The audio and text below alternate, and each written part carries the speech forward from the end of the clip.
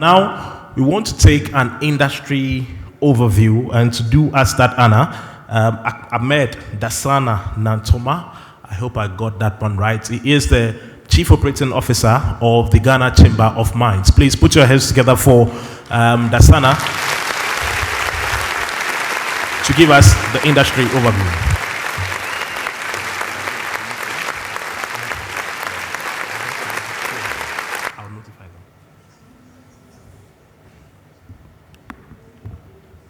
Honorable Deputy Minister for Lands and Natural Resources, CEOs present, members of the Diplomatic Corps, ladies and gentlemen, good morning. I must also acknowledge the presence of my bosses. We have former presidents of the Chamber, Joshua. We have former CEOs, Tony and Suleiman Kone, as well as a sitting second vice president of the Chamber, Madam Angela. You're all welcome. As a chamber, listen, all the speakers, mostly government oriented. We are a private sector institution, and we're kind of surprised to be asked to give an overview of the industry. This is usually a job left to the Minerals Commission. So please indulge me. Not everything that I say here will be politically correct. If I am politically incorrect, I do apologize in advance. Thank you very much. So I have 15 minutes. I'll try to go through this. We'll talk about the chamber, regulatory, mine industry, trends, pipeline projects, government policy priorities, which was touched on by the Honorable Minister, the reset, the proposed amendments to the Act, what our view is, and we'll also talk about some of the challenges in the industry. So I must say, probably, arguably, the Ghana Chamber of Mines is one of the longest existing mining industry association, which was established in 1903. So because of our relevance, and the more relevant you are, the longer you stay. So from 1903, we moved to 1928, where we became the Gold Coast Chamber of Mines. As then, when Ghana became independent, the chamber also became independent. So we changed our name from the Gold Coast Chamber of Mines to the Ghana Chamber of Mines in 1957. Our vision is to be a respected, effective, and unified voice for the mining industry. And we represent our industry using the capabilities and resources of our members to deliver services that address members' government and community needs in order to enhance sustainable development. So I'm happy the CEO of the Gold Board mentioned the collaboration between the chamber and the Gold Board. As a mining chamber, one of our cardinal principles is to use mining as a catalyst for development by promoting environmentally and socially responsible mining.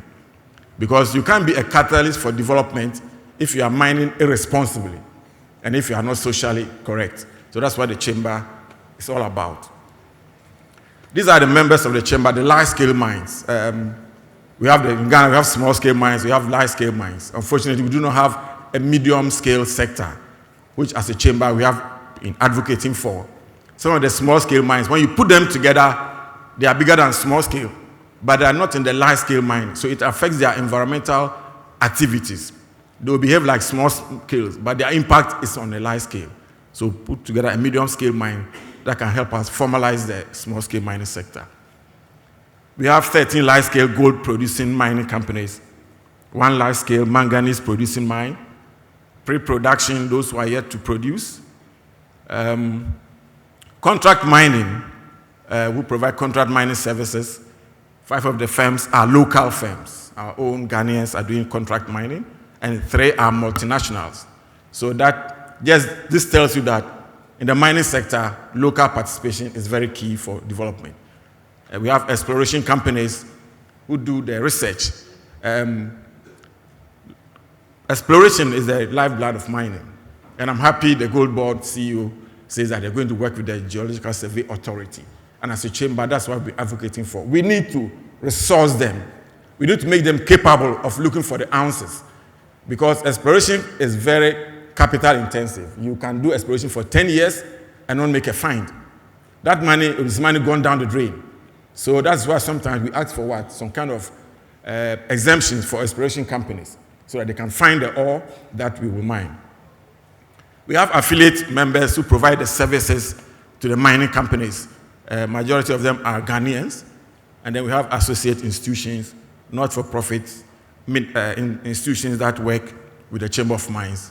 They do not pay any subscription to us, because the Chamber actually is a subscription-based private sector voluntary industry association.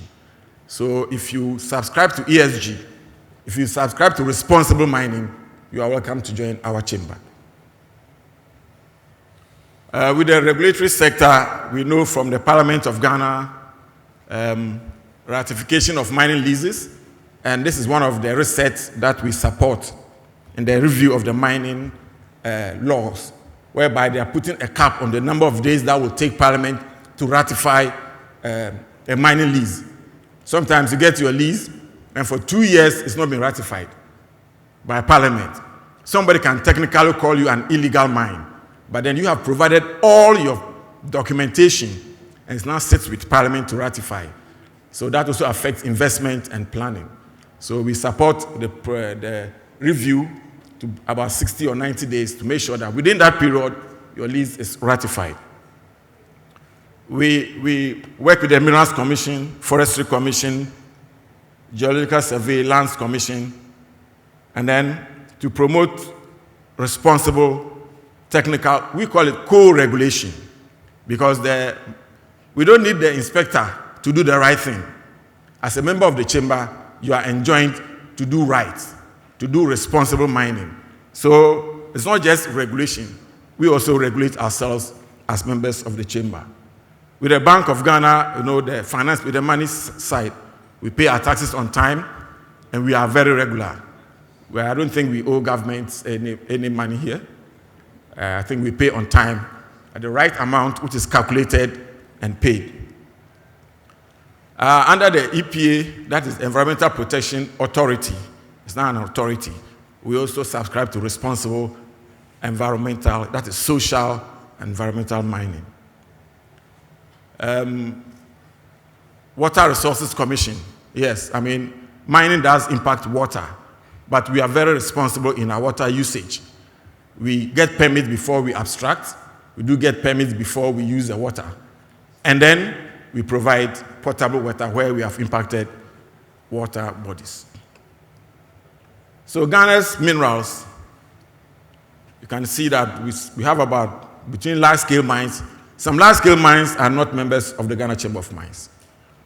We have them that are not members, but majority of the big ones are members of the chamber. We have about 25 large-scale mines, and then over 700 small-scale mines. Now, when we say small-scale mines, here we are not able to distinguish between the regulated and the unregulated. We call all of them small-scale mines. It might not be fair to those who are working responsibly, but for now, we have small-scale mines, both legal and illegal ones. So these are the minerals that we are aware of so far: iron ore, lithium, graphite, limestone, feldspar, and solar salt. So this is just some macro indicators, the contribution of mining. So if you look at the share of mine and quarrying gross domestic product was about 10%. Mineral receipts in gross merchandise export receipts 2024, 57% from the mining sector. Direct taxes was 23%. And the labor force. The sector has over 11,000, the large-scale mining sector, members of the chamber, about 11,000 employees. And out of that, only 1%, or less than 1%, are expatriates. So when you go to the mining sector, you see people like me, all of us Ghanaians who run the mines. So in terms of expertise, we do have expertise. When I joined the chamber some 20-something years ago, we saw a lot of expatriates running the mines. But now you go to a mining company and you will not see a single expatriate, because we have the expertise and we have the we have the men and the women. So, well, let's move on to the next slide. Okay. So when we look at large-scale mining companies in Ghana, these include chamber members and non-chamber members.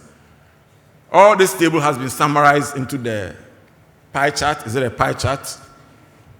There. So you can see that for ownership of the large-scale mining sector, the largest block of people are the Chinese with 33%, and Ghanaians own 20%. The Canadians own about 20% as well. South Africa, so this is the division of ownership of large-scale mines. When we say ownership, those who brought the initial investment, those are the owners. But if you go to these companies, those who run all these companies, like I said, about 99% of them are Ghanaians. So these are a list of some of the companies, the small-scale mining ones and the large-scale ones. There's only one bauxite company so far, and then one manganese mine as well. We are looking forward to when we'll see the iron ore and the lithiums and other minerals as part of this chart. So I'm sure it's been said before already that Ghana is the leading producer of gold in Africa.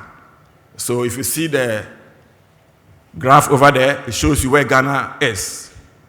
As we are aware, China is number 1, followed by Russia, Australia, Canada, United States, and then Ghana. So we are not doing too badly at all. We are trying our best to get up there. So probably with this reset, we could become number 2 in the world.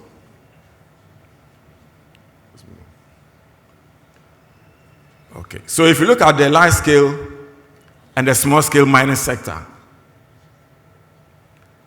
it's been said already from the Gold Board that the small scale mining sector has overtaken large scale mining sector in terms of volumes.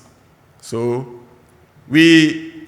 production is mostly uniform from the large scale sector, which is in blue, and the small scale sector, which goes up and down depending on the price, government support, or whatever.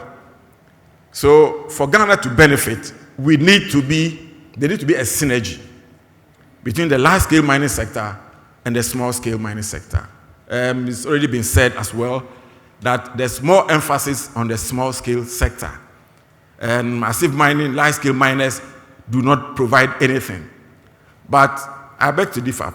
Without large-scale mining, I don't think the small-scale mining on its own will survive. Everybody needs a big brother.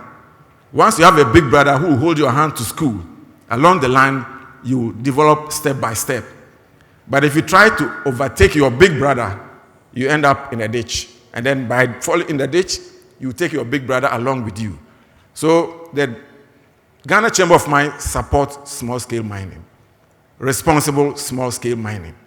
So if, as a Ghanaian, I'll be proud to say that, look, we own all our minerals, and then we run all our mining firms. But the investment for mining does not sit here. I keep referring to Mr. Sami Jamfi because he spoke before me, and I don't know whether he read my script. But for Ghana to be sustainable in the mining sector, we need investment. And we bring foreign investment. If you bring a foreign investment, it's a given that the foreigner who has brought in the money will need to go back and pay the loans. So if we use our pension funds, it's our own money. We can use it, but we have to make sure that when you and I go on pension, there'll be money there for us. Not put the pension fund in risky investment. At the end of the day, there'll be nothing to be benefiting from. So we support small-scale mining, and we believe that with a proper collaboration between the large-scale mines, small-scale mines, and government, we could have a mining sector. Can you imagine if all this, I don't know whether it is, what color is this? Whatever color it is, apart from the blue, if we all had all of them at the same level, can you imagine if we had them at the same level, the amount of income that would have come into this country. The same way, if we had them at the same level of environmental integrity, responsible mining, we wouldn't have had all these issues about mining in water bodies and destroying our forests. So small-scale mining is good, but then it must be done in an environmentally and socially responsible manner. Good. So this is just a chart of the production outlook: manganese, diamonds, bauxite. That's the other minerals that we have that we need to harness for our socio-economic development. The future of mining. This is for large scale. It's bright. It looks bright. It's potentially bright. We need to get there. So we have Newmont developing the Ahafo North project. They're looking at about 300,000 ounces per year. With a current life of mine for 13 years. One thing about the life of mine is that it keeps growing. It's not like a human being when you have an end. You have a life of mine for 13 years.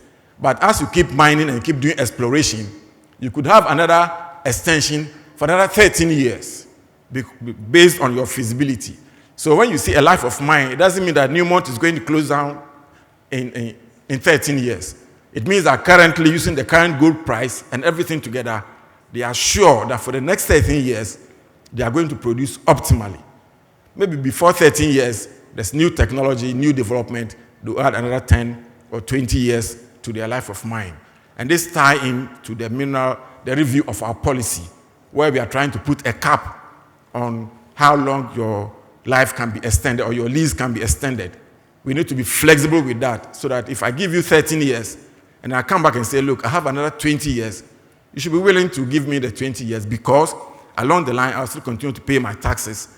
Otherwise, the person I'm taking the money from, there's a particular mine that says that you need currently about $600 million just to do a cutback to develop that mine.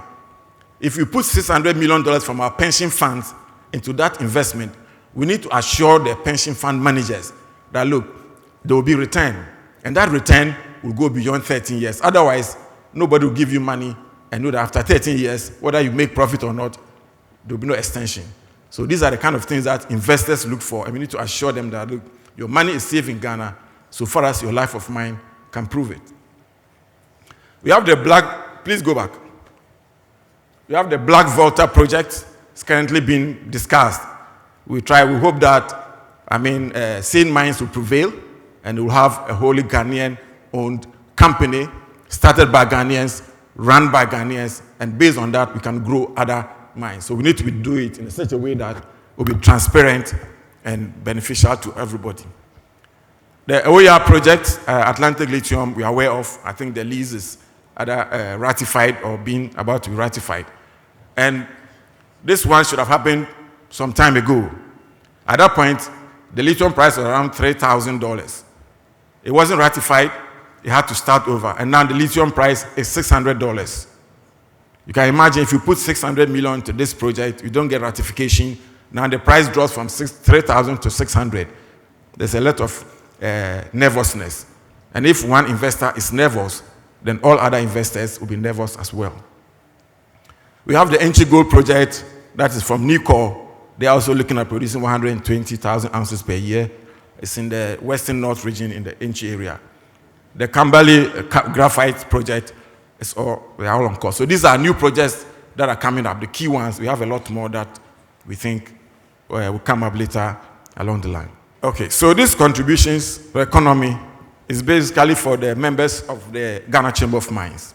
For here, we are being exclusive because these are numbers that we gather and we know.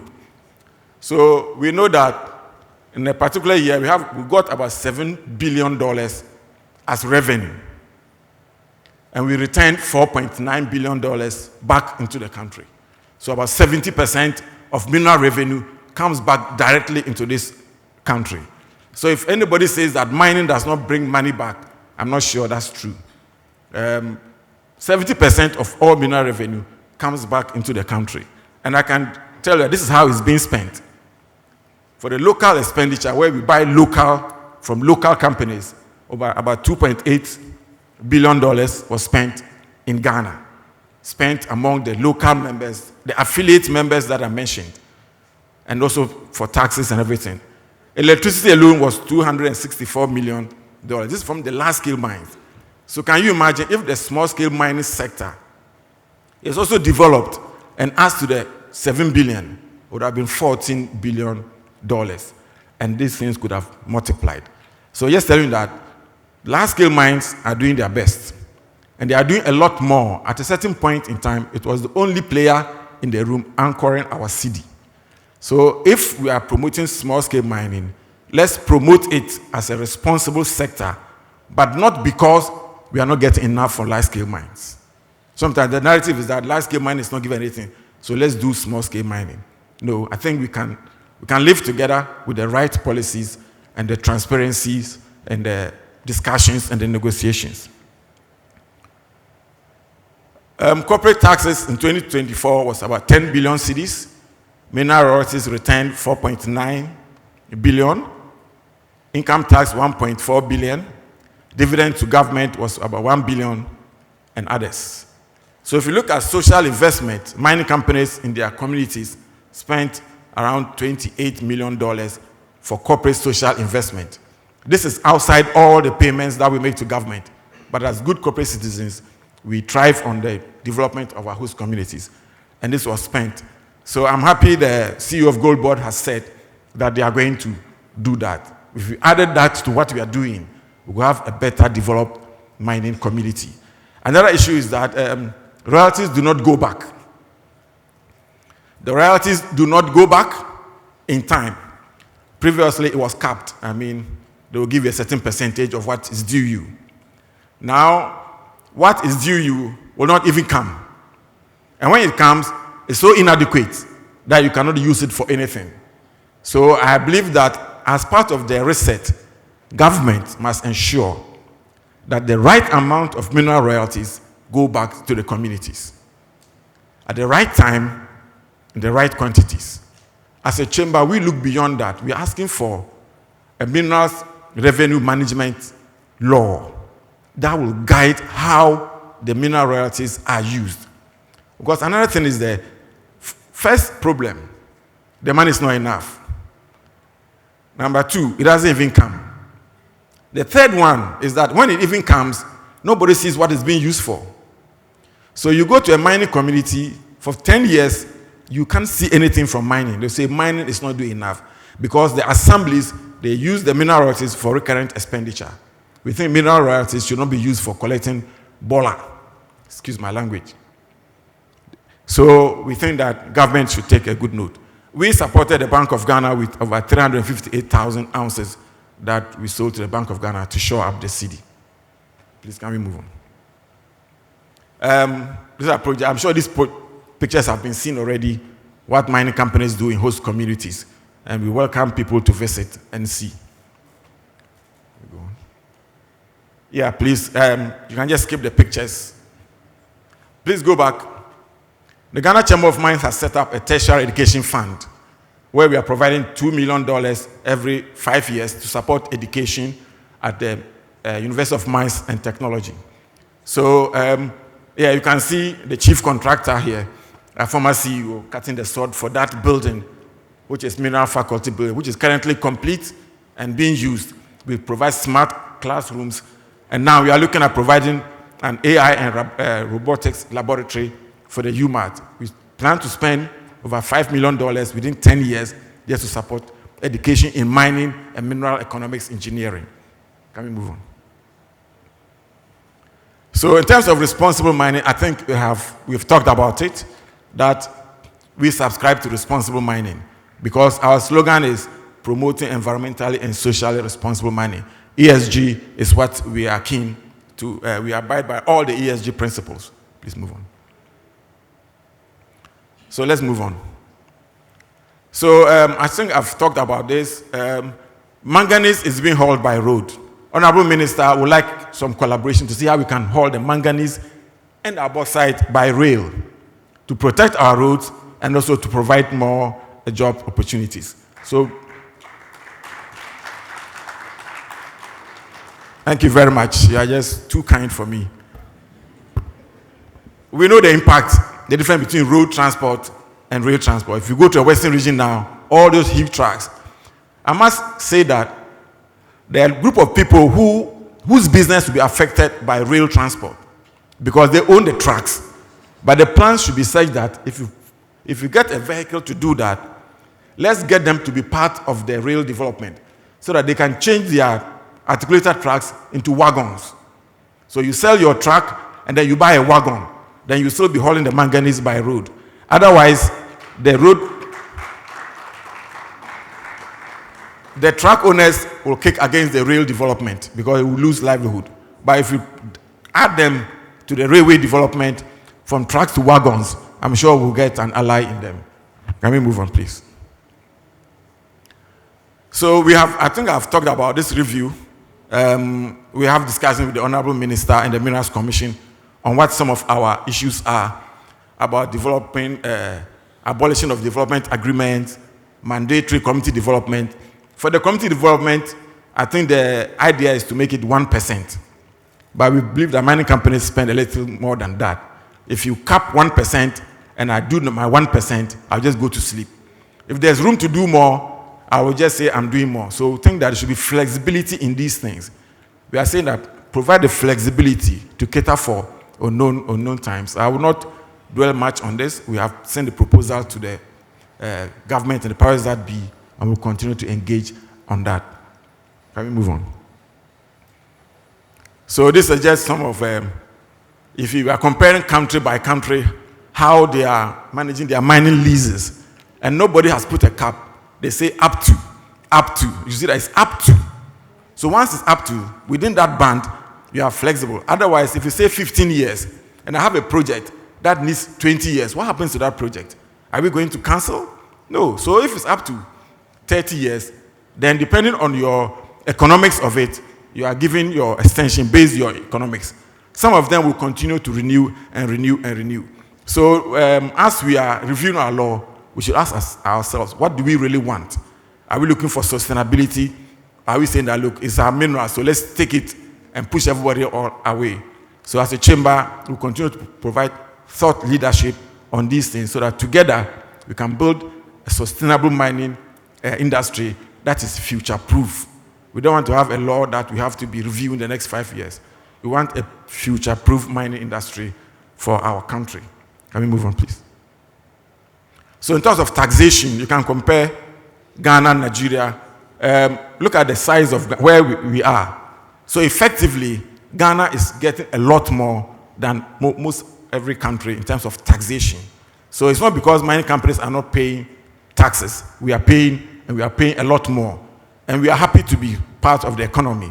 But we just want to be given a fair hearing to understand our economics. Not all companies are the same.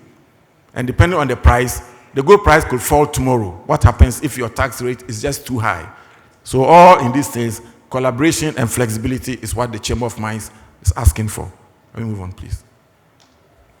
So these are some of the challenges in the sector. We know the fiscal burden, illegal mining and effect on mining concessions, licensing issues, and also local content and local ownership issues. So these are areas that we think we can look at and see how we can make mining viable so that we can all benefit from it. Can we move on? So, ladies and gentlemen, in bringing my presentation to a close, like I've said before, Ghana is good. It's ripe for investment. Ghana is a very good investment destination. We have the skills, we have the resources, we have the politically stable environment, and there's also a strong collaboration between the industry and government. I must acknowledge that the Chamber and the Mine Workers Union and the ministries, we work collaborative together because we know that you cannot win without the other.